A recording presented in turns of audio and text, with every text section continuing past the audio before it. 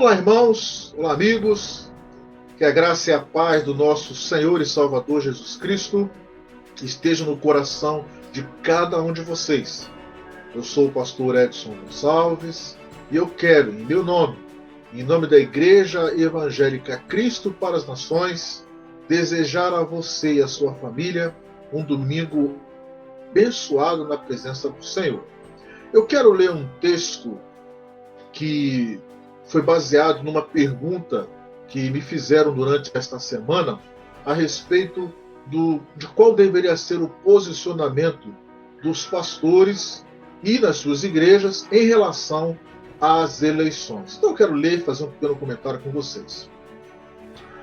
Por vezes existem pessoas que preferem ficar isentas, e essa não é a melhor opção, porque ficar isento é deixar que os outros decidam por você. Então, a primeira ideia que eu quero deixar aqui para que você pense é o seguinte: compareça no próximo dia 30 para colocar ali na urna a sua opção de voto. Não deixe que outras pessoas decidam por você e por sua família quais serão os destinos da nossa nação. No primeiro turno, nós tivemos mais de 30 milhões de pessoas que não compareceram para colocar o seu voto. Então, essa é a primeira orientação. Não seja isento. Compareça e deposite ali o seu voto. Com respeito às eleições, eu gostaria de colocar o meu posicionamento baseado no meu compromisso com o Evangelho. Meu compromisso não é com política, não é com nenhum político, não é com nenhuma ideologia, mas o meu posicionamento é o quê? É a pregação da palavra. O compromisso que eu tenho é de pregar a palavra e eu procuro fazer isso da melhor maneira possível. E eu vou tomar como exemplo a retirada do povo de Israel do Egito, quando eles, após terem ficado 430 anos, foram resgatados e passaram para a busca da terra prometida.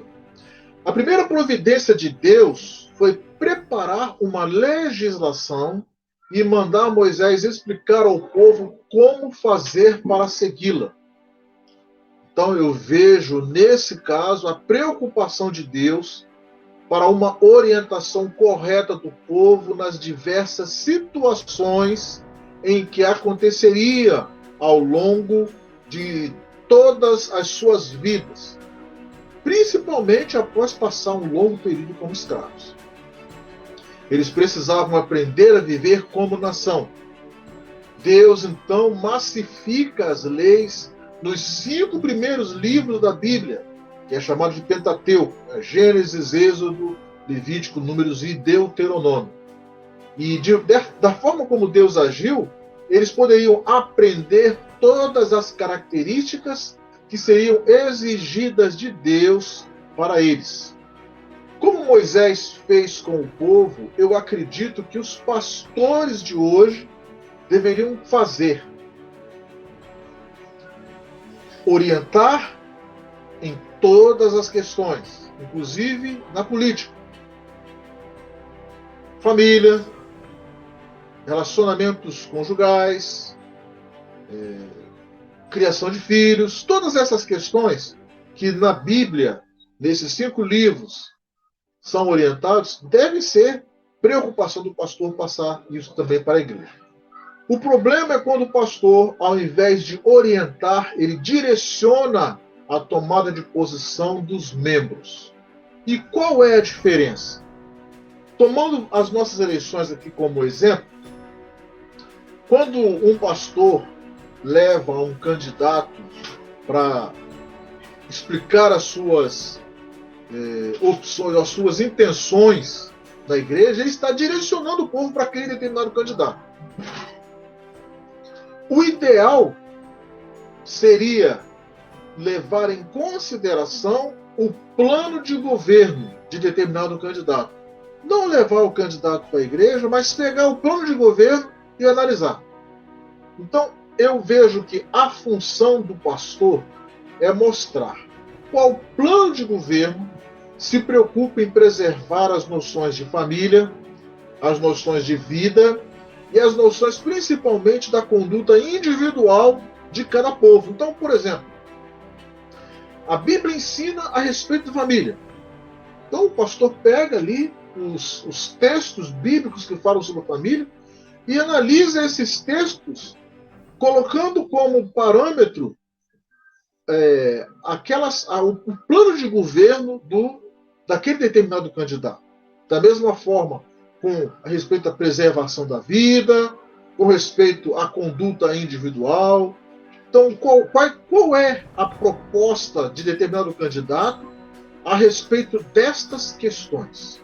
O pastor analisa isso, mostra para a igreja e dá opção para que a igreja possa fazer a sua escolha. Uma outra coisa que é muito importante é observar qual é o papel da igreja, independentemente da vitória de um ou outro candidato. Lá em João, no capítulo 17, Evangelho de João, capítulo 17, a partir do versículo 20, Jesus diz assim: não oro somente por estes discípulos, mas igualmente por aqueles que vierem a crer em mim por intermédio da mensagem deles. Então, Jesus está falando de nós, que ele não estava orando somente por aqueles discípulos da época dele, mas por nós que viemos a crer nele por causa da pregação daqueles discípulos. Para que todos sejam um, Pai, como tu és em mim e eu em ti, que eles também estejam em nós, para que o mundo creia que tu me enviaste. Versículo 22, eu lhes tenho transferido a glória que me tens dado, para que sejam um, como nós também o somos. Então a preocupação de Jesus é que aqueles que se tornariam igreja no futuro deveriam ser um em Cristo, como ele era um com o Pai. E o que nós temos vendo hoje? Que a igreja está dividida. Aquela mensagem que deveria ser pregada pela igreja, uma mensagem de unidade, e que iria mostrar ao mundo quem era Deus através da igreja, e direcionar as pessoas para crer em Cristo, esta mensagem hoje está sendo prejudicada pela dupla opção, né, ou pela forma como a igreja está se mostrando a favor de um ou outro candidato. Especificamente no contexto que nós estamos vivendo, nós sabemos de quem eu estou falando, não preciso falar nomes aqui. Mas hoje a igreja está polarizada para um ou para outro candidato. E isto eu entendo que tem prejudicado a visão de Deus para a igreja e principalmente a pregação da palavra de Deus que a igreja precisa fazer. A única visão certa é a visão bíblica. E por isso eu vejo a necessidade de verificar qual candidato está mais próximo da visão bíblica. Outra situação é o receio de que a igreja será prejudicada caso um ou outro candidato vença as eleições. E aí eu volto novamente à palavra de Deus, porque lá em Mateus, no capítulo 17, Mateus capítulo 16, versículo 17 e 18, nós vemos que a palavra de Deus nos fala que a igreja foi estabelecida sobre uma afirmação de Pedro. Diz assim o texto bíblico: tu és o Cristo, o Filho do Deus vivo. Então Jesus lhe afirmou: bem-aventurado és, Simão Barjonas, porque não foi carne e sangue que te revelaram, mas Deus que está nos céus.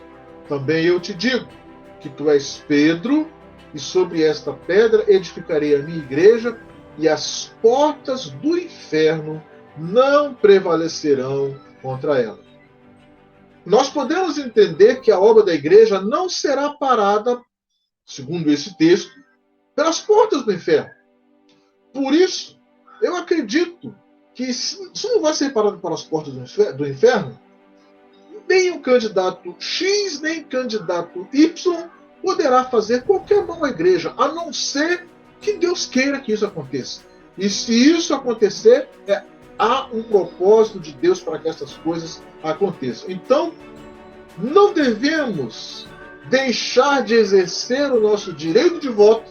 Essa é a primeira ideia que eu quero mostrar para vocês. Não colocar em outras pessoas o destino da sua própria vida, porque pode influenciar na sua vida.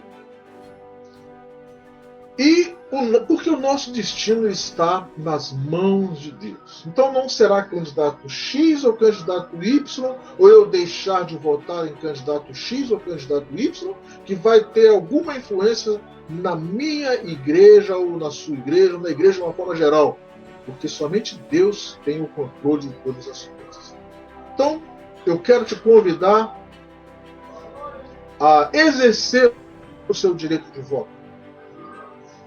Não esquentar a sua cabeça com o resultado que vai acontecer. Porque esse resultado vai ser baseado naquilo que nós colocarmos ali no voto, na urna, ou seja, o nosso voto, e o direcionamento da igreja vai continuar sendo de Deus, porque Ele é o dono da igreja. Então exerça o seu direito de voto. Para isso, eu quero te convidar para estar conosco nos nossos cultos, todos os domingos às 17 horas e às quartas-feiras às 19 horas. E nesta semana que antecede o pleito de segundo turno, eu quero te convidar para todos os dias, de segunda a sábado, às 15 horas, aqui no nosso templo, situado na rua Bernardo de Vasconcelos, número 306, loja C, aqui em Realengo, para que você possa, juntamente conosco ali, orar pela nossa nação. Fica aqui o convite, e o que eu desejo é que Deus abençoe a sua casa, Deus abençoe a sua vida, Deus abençoe a sua família, no nome do Senhor Jesus.